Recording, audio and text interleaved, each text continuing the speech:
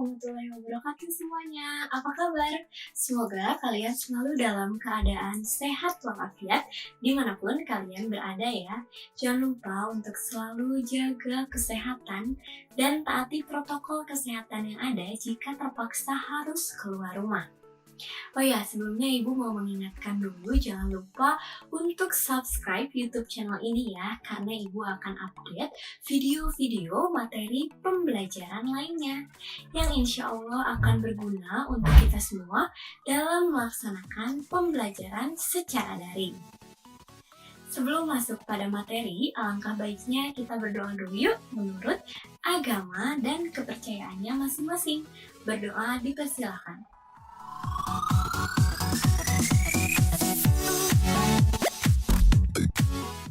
Hari ini kita akan masuk pada materi perubahan masyarakat Indonesia pada masa pendudukan bangsa Barat.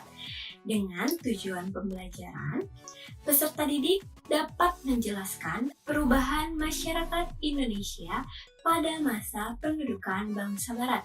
Jadi diharapkan setelah nonton video ini kalian bisa menjelaskan ya apa saja sih perubahan yang terjadi pada masa pendudukan bangsa Barat. Indonesia merupakan negara yang kaya akan sumber daya alam. Anak-anak semua tentunya sudah mengetahui ya bahwa kekayaan alam yang kita miliki ini sangatlah banyak dan juga luas. Sehingga banyak sekali negara-negara yang ingin menguasai Indonesia. Bukan negara-negara tetangga saja, akan tetapi juga bangsa Barat yang berusaha untuk bisa sampai di Nusantara. Kalau waktu itu namanya belum Indonesia ya, tetapi masih apa? Masih Nusantara. Sehingga Nusantara ini banyak sekali yang ingin menguasai, terutama karena tanahnya yang subur, sehingga memungkinkan untuk tumbuh dan berkembangnya rempah-rempah. Bangsa Barat ini membutuhkan rempah-rempah sebagai bumbu masak dan juga obat-obatan, karena kalau zaman dulu itu kan pasti belum terlalu berkembang ya obat. Kalau misalnya di Indonesia ini kayak kita menggunakan jamu dari bahan alami yang dijadikan sebagai obat, sehingga rempah-rempah ini sangat penting perannya. Jadi banyak bangsa yang ingin menguasai Indonesia. Nah, itulah yang menjadi salah satu latar belakang kedatangan bangsa Barat di Indonesia. Lalu, setelah bangsa Barat berkuasa di Indonesia, kira-kira membawa dampak perubahan apa saja ya? Yuk kita simak videonya.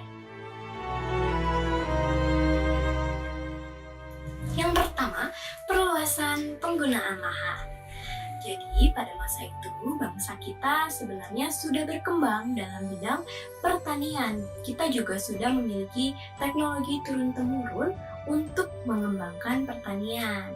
Nah, jadi kita memang sudah berkembang gitu ya, pertaniannya itu dalam bidang pertanian di Indonesia itu sudah berkembang, tetapi sangat terbatas tanamannya. Begitu juga teknologinya.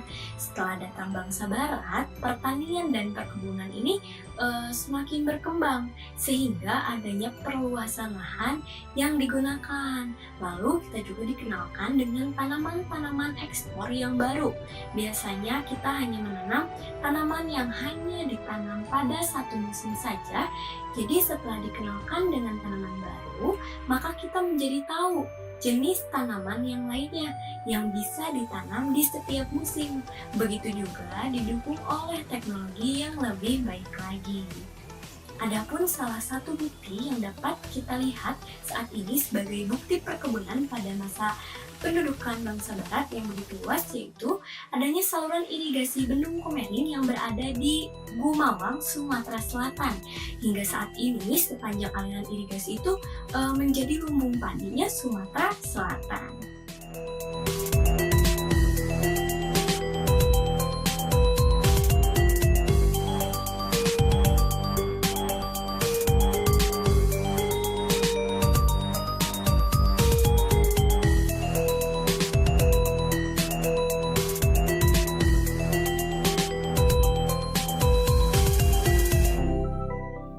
Yang kedua, persebaran penduduk penduduk dan urbanisasi.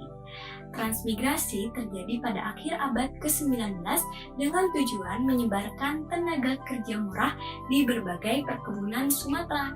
Jadi rakyat itu dimanfaatkan untuk disebarkan sebagai pegawai di perkebunan yang ada di Sumatera dengan upah yang tidak seberapa. Nah, begitu juga modernisasi yang terjadi di kota menjadi daya dorong terjadinya urbanisasi. Wilayah-wilayah yang tadinya hutan belantara, gelap, sepi, berubah menjadi ramai karena adanya daerah pertambangan. Yang ketiga, pengenalan tanaman baru. Seperti yang sudah dijelaskan pada poin pertama ya, adanya perluasan lahan. Tentunya ada perluasan lahan ini ditambah dengan variasi tanaman yang baru, di mana sebelumnya rakyat Indonesia tidak mengetahui jenis tanaman tersebut.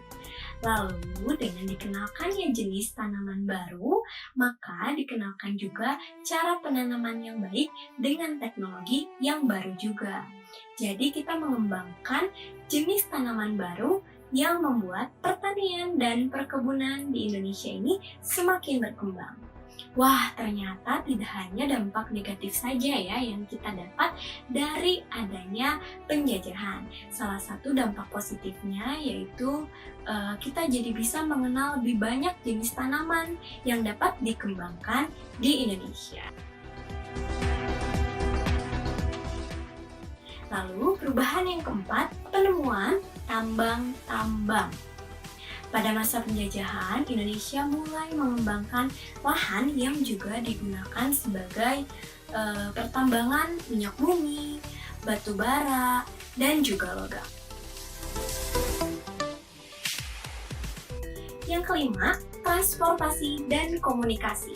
Pada zaman penjajahan Belanda, berkembang pembangunan jalan raya, rel kereta, dan juga jaringan telepon. Semua pembangunan itu dilakukan untuk mendorong terjadinya mobilitas barang dan jasa yang cepat. Bisa dibayangkan ya anak-anak kalau misalnya pada masa itu nggak ada pembangunan transportasi, maka semua akan kesulitan dalam melakukan interaksi, terutama dalam proses jual beli. Salah satunya kita bisa melihat adanya proses pembangunan Jalan Anyer Panarukan di mana memaksa rakyat untuk terus kerja paksa hingga memakan banyak korban.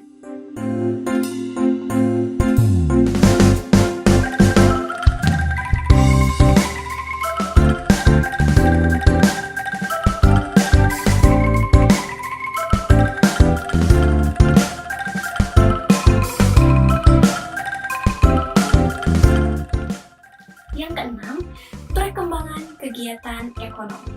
Pada masa Bangsa Barat, kegiatan ekonomi ini berkembang pesat terutama dalam proses jual beli hasil pertanian dan juga perkebunan. Lalu muncul perusahaan-perusahaan, baik perusahaan pemerintah maupun perusahaan swasta, di mana dengan adanya perusahaan tersebut tentunya menambah lapangan pekerjaan. Yang ketujuh, mengenal uang. Kalau sebelumnya masyarakat Indonesia itu belum mengenal uang, pada masa pemerintahan Barat, rakyat dikenalkan dengan uang sehingga dianggap lebih mudah digunakan gitu. Tadinya kan kalau kita sebelumnya itu mengenal dengan sistem gotong royong, jadi mengerjakan sesuatu itu dengan gotong royong, misalnya pertanian, maka akan membereskan satu petak dulu secara bersama-sama, baru bisa lanjut ke petak selanjutnya, begitu juga seterusnya. Jadi pada masa ini sudah dikenalkan uang sebagai jasa tenaga kerja.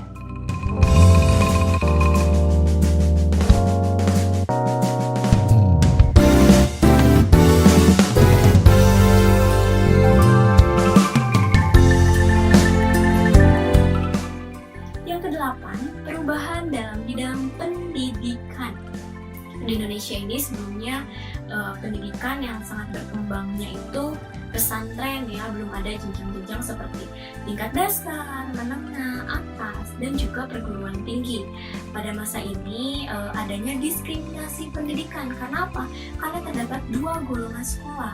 Yang pertama untuk bangsa barat dan sekolah yang satunya lagi untuk pribumi. Nah, ada juga perguruan tinggi yang sudah berkembang, di antaranya ada ITB dan juga IPB.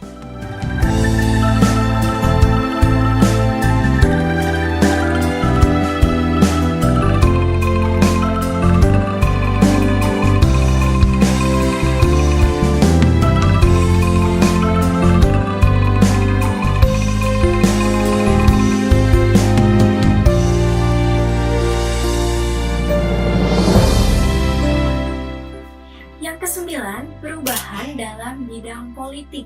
Tadinya kan banyak kerajaan yang sebelumnya sangat bercabang di Indonesia. Ini semakin mengalami kemunduran atau bahkan kehancuran yang membuat pemimpin rakyat ini jadi dari bangsa asing. Lalu dikenal adanya gubernur jenderal, presiden, dan juga bupati. Nah, juga lahirnya rasa persatuan, karena kan kalau sebelumnya itu kerajaan antar daerah ya, jadi rasa satu hatinya itu kurang karena tiap kerajaan memiliki pemimpin yang berbeda. Dengan adanya bangsa barat, rakyat merasa satu hati dan juga satu nasib sehingga bisa memerdekakan Indonesia.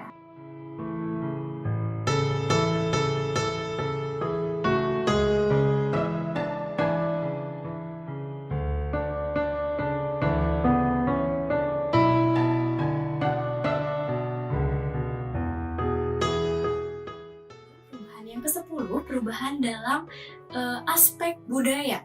Perubahan yang terjadi diantaranya seni bangunan dan cara berpakaian. Gaya bangunan ini mulai berkembang seperti gaya-gaya Eropa. Ada juga bahasa Belanda yang dikembangkan menjadi kosakata bahasa Indonesia. Itu semua merupakan 10 perubahan masyarakat Indonesia pada masa pendudukan bangsa barat. Apakah kalian sudah memahaminya? Jika ada yang ingin ditanyakan, kalian boleh segera hubungi Ibu ya, baik melalui kolom komentar maupun media sosial yang akan Ibu simpan di deskripsi box ya. Semangat anak-anak, jaga kesehatan dan jangan pernah merasa malas karena tidak berangkat ke sekolah ya. Ingat, mencari ilmu itu tidak harus selalu di sekolah.